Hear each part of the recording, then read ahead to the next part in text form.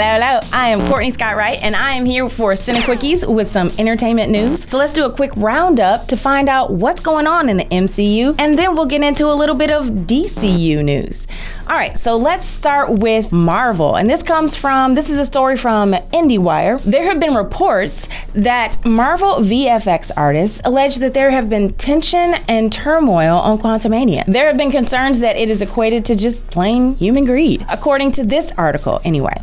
So Marvel VFX artists are bringing some big issues to the table while sharing what really went wrong with Ant-Man and the Wasp Quantumania in post-production. So unfortunately, it is noticeable that there were some shortcuts. Visual effects technician, whose name has been changed for a Vulture expose, said certain things were used to cover up incomplete work. Certain editorial cuts were made not to show as much action and effects as there could have been. Likely there were things that were just cut for time and rendering. A lot of things are being blamed on, or suggested, let me put it that way. A lot of things are being suggested by certain insiders that the Marvel VFX department was spread thin due to the overlapping post-production of both Quantumania and Wakanda Forever. There have been a lot of rumors and noise coming out of Marvel suggesting that their VFX department has been overworked as much as 80 hours per week for months at a time on multiple projects,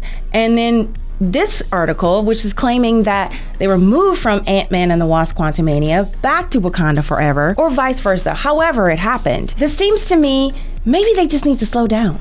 Maybe they need to give their artists a little bit of time to actually take the time they need to make the films that we love so much to look as incredible as they can. So how about we just do that? That's just my thought. Wait. Are they just passing the buck? Is this just an excuse?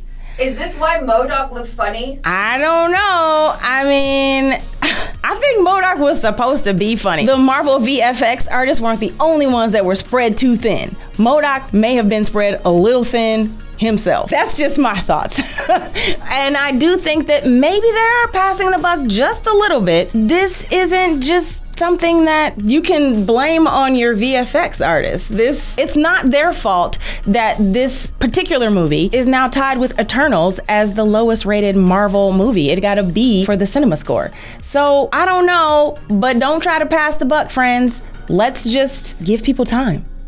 How about that? Speaking of the Eternals, there might be an Eternals 2 on the horizon. Eternals 2 and Shang-Chi 2 reportedly have both been added to Marvel's internal production calendar. Reliable industry insider Casey Walsh revealed on social media that both Shang-Chi 2 and Eternals 2 have been added to the production calendar. While Shang-Chi and the Legend of the Ten Rings receiving a sequel is not something that is surprising because it did pretty good. It got a cinema score of an A. Eternals did leave a little bit to be desired from the audience, me personally. I don't know about you, but it shouldn't really be that surprising, is it? Because there's a lot that we don't know about them because that movie didn't give us as much as we all hoped for. And Eternals 2 on the horizon is actually kind of a necessity. We need to know where they're going to fit in the overall plan for the MCU. What are they going to bring to Phase 5 and or Phase 6? So this is something that we absolutely need. The sequel to The Eternals, on the other hand, has always been more speculative.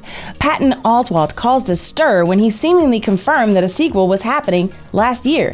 But it turned out that he was simply reading into the fact that his mid-credits appearance as Pip the Troll was clearly setting up the sequel. In fact, meaning that a sequel was going to happen. But the film ended on a cliffhanger, and we already know that Eros is going to make an appearance coming up soon. So maybe Pip the Troll is just going to be moved on to that movie. This announcement of an updated change to their production calendar, this comes along with recent news that Phase 5 and Phase 6 have both been rearranged a bit in order to make room potentially for Deadpool 3 and Blade.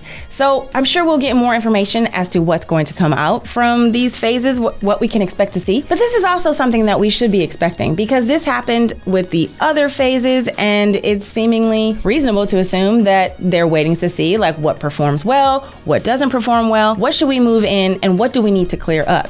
So I think that a little bit of rearrangement, I'm ready for that. I trust the MCU and Kevin Feige, so whatever they're bringing, I'm ready. Now let's move into the DCU and the long-awaited Flash. is going to screen for the first time at CinemaCon in 2023. CinemaCon is a festival that takes place in Las Vegas, and it is going to be happening this year, April 24th through the 27th. Major studios typically bring a sizzle reel of first look trailers, but this particular movie, we are going to get an actual full screening. So hopefully there will be some reports as to what people feel. I'm sure they're not going to give us any spoilers. They want to keep everything hush hush, but I am excited to hear, at least, are we gonna get some news on what people feel about this movie? Hopefully, we get thumbs up. I trust Warner Brothers. I trust that James Gunn and Peter Safran put together this movie in a way that is going to close out the DCEU in a good way. Now, let's move on to Jason Momoa. As expected, Aquaman and the Lost Kingdom is said to have cut 2 major DCEU cameos. Now, who could those be? Just like in The Flash,